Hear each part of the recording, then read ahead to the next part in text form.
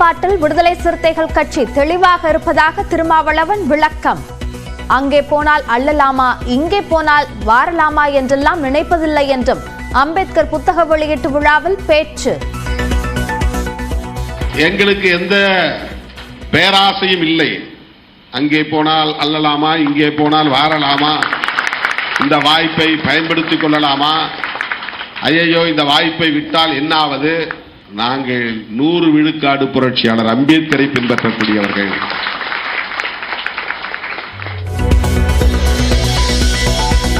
இருநூறு தொகுதிகளில் வெல்வோம் என இருமாப்புடன் பேசுவதாக விஜய் விமர்சனம்.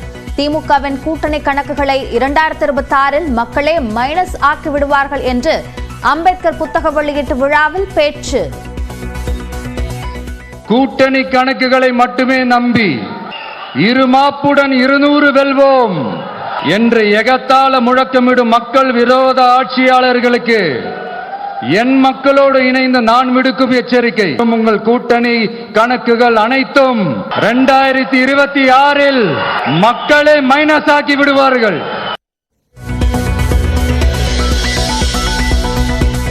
சினிமா செய்தி பார்ப்பதில்லை என விஜய் ஆதவ் அர்ஜுனாவின் விமர்சனம் குறித்த கேள்விக்கு துணை முதலமைச்சர் உதயநிதி ஸ்டாலின் பதில்.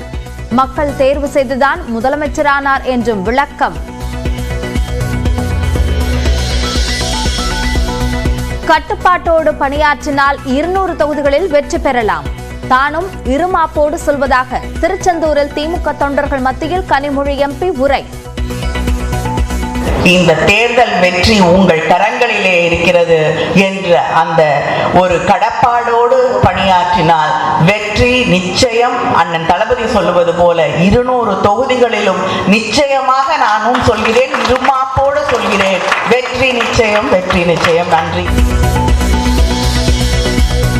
மாநில பேரிடர் நிவாரண நிதிக்கான நிதியை மட்டுமே மத்திய அரசு வழங்கியிருப்பதாக அமைச்சர் தங்கம் தென்னரசு தகவல். பெஞ்சல் புயல் பாதிப்பிற்கு தேசிய பேரிடர் நிவாரண நிதியிலிருந்து நிதி வழங்க வேண்டும் என கோரிக்கை.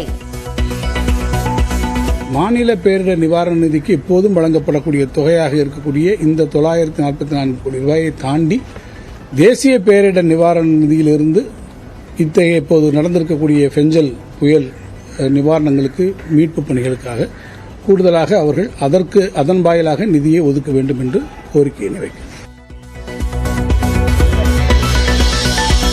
புயல் வெள்ள பாதிப்புகள் தொடர்பாக விழுப்புரம் மாவட்டத்தில் மத்திய குழு ஆய்வு.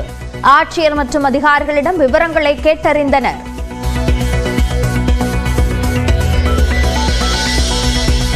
கடலூரில் நீண்ட வரிசையில் நின்று நிவாரணப் பொருட்களை வாங்கிச் செல்லும் மக்கள். மாவட்டம் முழுவதும் சுமார் 2 லட்சம் பேருக்கு வழங்க ஏற்பாடு.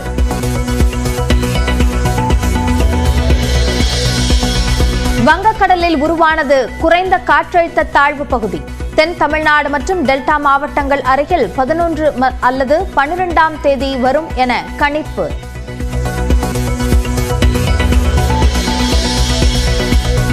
தமிழ்நாட்டில் வரும் செவ்வாய்க்கிழமை முதல் மீண்டும் கனமழை. மயிலாடுதுறை, நாகப்பட்டினம் உள்ளிட்ட 6 மாவட்டங்களில் டிசம்பர் 10ஆம் தேதி கனமழைக்கு வாய்ப்பு.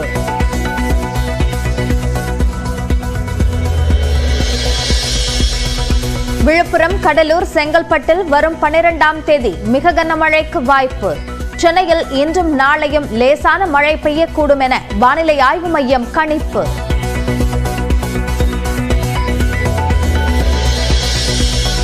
களத்துக்கே வராதவர்கள் திமுகவை விமர்சிப்பதாக நடிகர் விஜயை மறைமுகமாக தாக்கிய அமைச்சர் சேகர் பாபு. 200 தொகுதிகள் அல்ல, 234 தொகுதிகளிலும் திமுக வெல்லும் என பேட்டி.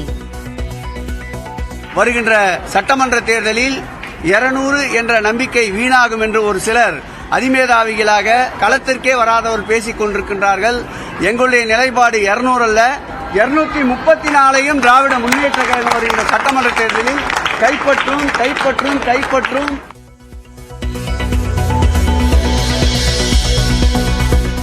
அரசியலில் எந்த பிளஸும் மைனஸ் ஆவதற்கு வாய்ப்பு கிடையாது. சினிமாவில் வேண்டுமானால் பெரிய நடிகர்கள் நடித்த படம் ஃபிளாப் ஆகலாம் என விஜய்க்கு அமைச்சர் ரகுபதி பதிலடி. சபையில் பேசும்போது வார்த்தையை அளந்து பேச வேண்டும். ஆதவ் அர்ஜுனா பேச்சு குறித்து தமிழ்நாடு காங்கிரஸ் தலைவர் செல்வ பெருந்தகை கருத்து. புரிதல் இல்லாம பேசுறது தான். பேசும்போது கொஞ்சம் அளந்து பேசணும், அடக்கமா பேசணும், என்ன பேசுறோம் தெரிஞ்சு பேசணும். இதெல்லாம் வருத்தத்துக்குரியது தான். அதனால ஒரு கட்சியை சார்ந்தவர் பேசுறாரு, நம்ம அதுக்கு மேல உள்ள போயிட்டு கிரிட்டிசைஸ் பண்ண விரும்பல. அவரவர்கள் இது சரியா அது தவறான சுய பரிசோதனை பண்ணிக்கிட்டு. தேர்தலில் நின்று வெற்றி பெற்ற உதயநிதியை பிறப்பால் பதவிக்கு வந்தவர் என எவ்வாறு கூற முடியும்? விசிகவின் ஆதவ் அர்ஜுனா பேச்சு குறித்து அமமுக பொதுச் செயலாளர் டிடிவி தினகரன் கருத்து.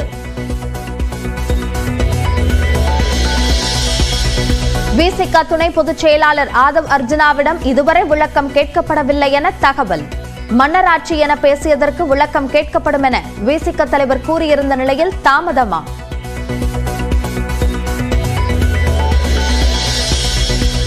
புதிதாக 1,50,000 பேருக்கு ரேஷன் அட்டைகள்.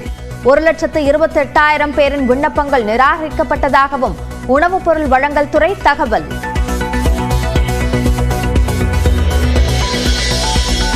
முல்லை பெரியாறு அணையில் பராமரிப்பு பணிகளை அனுமதிக்காத கேரள அரசுக்கு அதிமுக பொதுச் செயலாளர் எடப்பாடி பழனிசாமி கண்டனம். பராமரிப்பு பணிகளை உடனடியாக தொடங்க திமுக அரசுக்கு வேண்டுகோள்.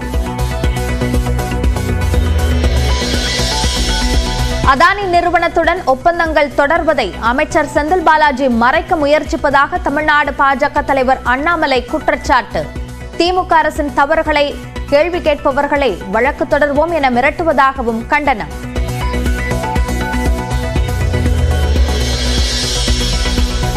கிருஷ்ணகிரி மாவட்டம் பர்கூர் அருகே நடந்த சாலை விபத்தில் தாய் மகள் பலி, 2 காயம். சாலையோரம் நின்று பேசிக் கொண்டிருந்தவர்கள் மீது தாறுமாறாக வந்து கார் மோதியதில் பரிதாபம்.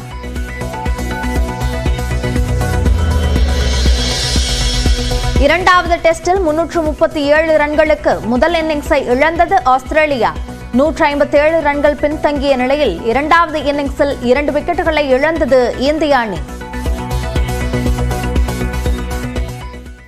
தமிழ்நாட்டிற்கு மத்திய அரசு ஒதுக்கீடு செய்திருப்பது பெஞ்சல் புயல் பாதிப்பிற்கானது அல்ல என்றும் வழக்கமாக வழங்கும் மாநில பேரிடர் நிதி என்றும் தமிழ்நாடு நிதித்துறை அமைச்சர் தங்கம் தென்னரசு தெரிவித்துள்ளார்.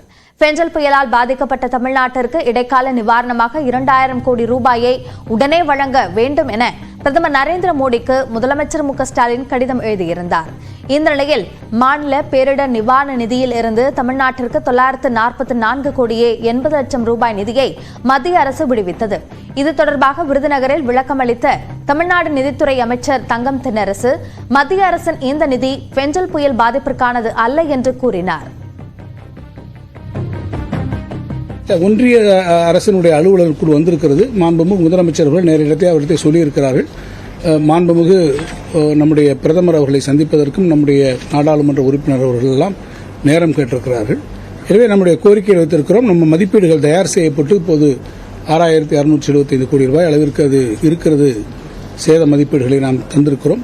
மாநில பேரிடர் நிவாரண நிதிக்கு இப்போதும் வழங்கப்படக்கூடிய தொகையாக இருக்கக்கூடிய இந்த 944 கோடி ரூபாயை தாண்டி தேசிய பேரிடர் நிவாரண நிதியிலிருந்து இத்தகைய இப்போது நடந்திருக்கக்கூடிய பெஞ்சல் புயல் நிவாரணங்களுக்கு மீட்பு பணிகளுக்காக கூடுதலாக அவர்கள் அதன் வாயிலாக நிதியை ஒதுக்க வேண்டும் என்று கோரிக்கையை வைக்கிறார். தேசிய பேரிடர் நிவாரண நிதியிலிருந்து கூடுதலான நிதியை மத்திய அரசு வழங்க வேண்டும் என்று நிதியமைச்சர் தங்கம் தென்னரசு கேட்டுக் கொண்டார். இது நமக்கு வந்திருக்கக்கூடிய நிதி என்பது எப்போதும் கொடுக்கக்கூடிய அந்த நிதி வந்திருக்கிறது.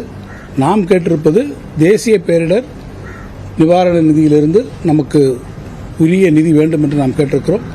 இப்போது வந்திருக்கக்கூடிய இந்த 944.8 கோடி ரூபாய் என்பது எப்போதும் நம்முடைய மாநில பேரிடர் நிவாரண நிதிக்கு ஒன்றிய அரசு வழங்கக்கூடிய அந்த தொகையினுடைய இன்ஸ்டால்மெண்ட் என்று சொல்லக்கூடிய அந்த தொகைதான் இப்போது முதல் கட்டமாக நமக்கு வந்திருக்கிறது.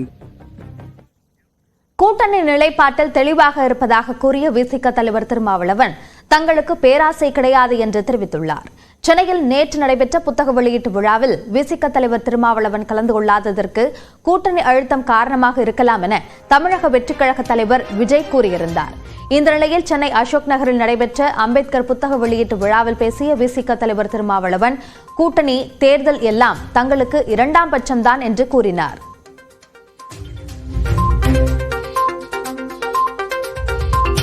தேவையே இல்லை. எலெக்ஷனில் கூட்டணியில் இருக்கணும், அதை ஜெயிக்கணும், இதை ஜெயிக்கணும், அதல்ல பிரச்சனை. அது நம்முடைய முக்கியமான அஜெண்டா கிடையாது. ஆனால் அதில் ரொம்ப தெளிவாக இருக்கணும். அந்த அஜெண்டா நமக்கு வேண்டாம், அது செகண்டரி தான்னாலும் கூட நாம் எலெக்ஷனை சந்திச்சாகணும், கூட்டணியில் தொடர்ந்தாகணுங்கும் போது அதுலேயும் நம்ம தெளிவாக இருந்தாகணும். அதுக்கான ஒரு ஃபைட்டிங் தான் இப்போ நடந்துகிட்டு இருக்கு.